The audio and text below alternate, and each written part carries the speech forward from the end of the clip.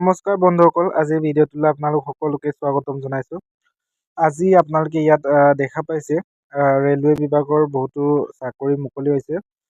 22,000 চাকৰি মুকলি হৈছে।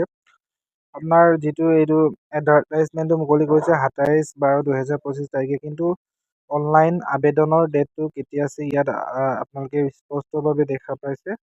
21/1/2026 তাৰিখৰ পৰা অনলাইনৰ যিটো ৱেবছাইটটো মুকলি হ'ব। তাৰপিছত আপোনাৰ লাষ্ট ডেটটো আছে 20/2/2026 23:59। আৰু ইম্পৰ্টেণ্ট কিছুমান ডকুমেণ্ট কেইটামান আপোনালোকৰ লাগিব। আধাৰ কাৰ্ডটো লাগিব। আধাৰ কাৰ্ডৰ লগত যিটো মোবাইল নাম্বাৰ লিংক হৈ থাকে সেইটো আপোনালোকৰ বাবে বহুত জৰুৰী হ'ব, কাৰণ OTPটো তাৰ পৰা আপোনালোকে এণ্টাৰ কৰিব লাগিব। তাৰপিছত এইটো আচলতে গ্ৰুপ ডি লেভেলৰ হয়। মিনিমাম যিটো এডুকেশ্যনেল কোৱালিফিকেশ্যনটো আপোনাৰ 10 পাছ হ'ব লাগে। তাৰপিছত আপোনালোকৰ অফিচিয়েল ৱেবছাইটত ভিজিট কৰিব লাগে www.rrbapply.gov.in আপোনালোকে গৈ পিনি এপ্লাই কৰিব পাৰে।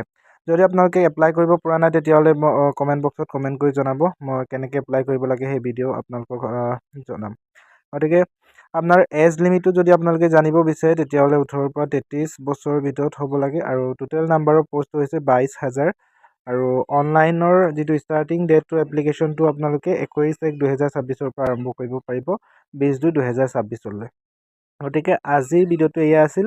আপোনালোকৰ চাই কেনেকুৱা লাগিল জনাবলৈ নাপাহৰিব। আৰু চেনেলটো যদি নতুনকৈ আহিছে তেতিয়াহ'লে ছাবস্ক্ৰাইব কৰি দিব আৰু বেল আইকনটো দবাই দিব।